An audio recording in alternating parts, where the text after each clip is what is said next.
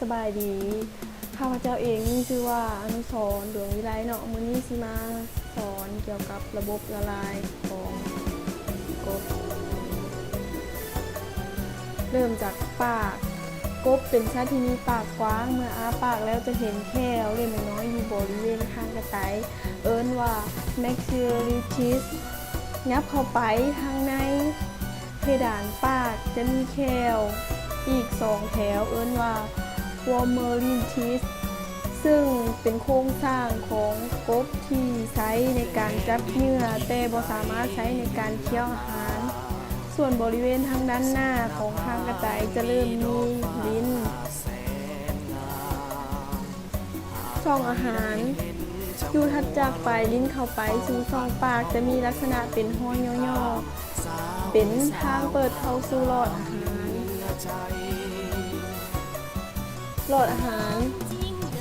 เป็นท่อต่อจากปากสู่กระเพาะอาหารที่เฮ็ดหน้าที่ในการ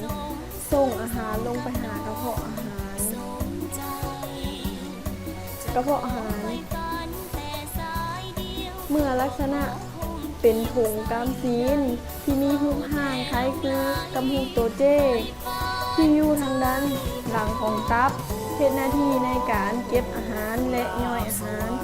ส่วนปลายของกระเพาะอาหารที่ติดกับลำไส้น้อยมีกำซีนสำหรับหน้าที่เปิดกระเพาะอาหารเอิ้นว่า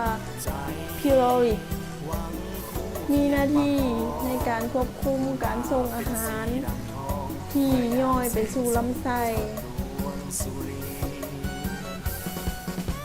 ลำไส้ใหญ่